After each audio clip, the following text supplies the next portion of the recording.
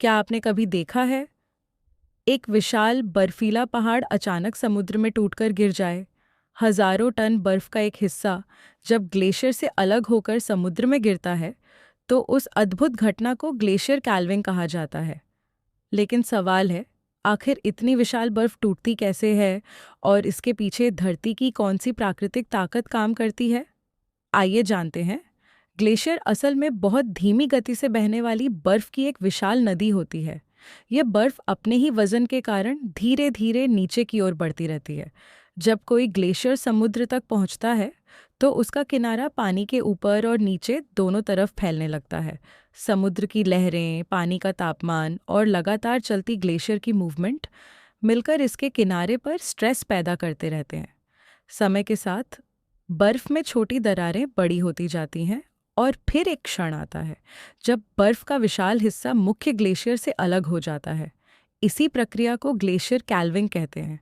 जब यह विशाल आइस मास समुद्र में गिरता है तो पानी की सतह पर एक जबरदस्त हलचल पैदा होती है। कभी-कभी इसके गिरने से इतना पानी विस्थापित होता है कि बड़ी वेव्स भी बन सकती है।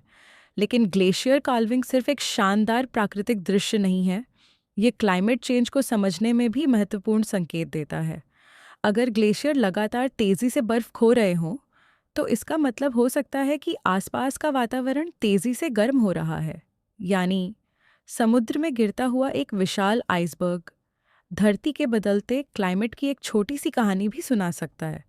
जब एक विशाल ग्लेशियर समुद्र में टूटकर गिरता है तो वह सिर्फ बर्फ का टूटना नहीं होता, ये हमें याद दिलाता है कि हमारी धरती लगातार बदल रही है और कभी-कभी प्रकृति का एक छोटा सा बदलाव पूरे प्लैनेट की बड़ी कहानी अपने अंदर छुपाए होता है। अगर प्रकृति के ऐसे रहस्यमय नज़ारे आपको भी फैसिनेट करते हैं तो लाइक करें, शेयर करें, सब्सक्राइब करें अर्थ सी मैक्रोकॉज़म और फॉलो करना बिल्कुल मत भूलिए अर्थ वाइल्ड 51। अब आपकी बारी।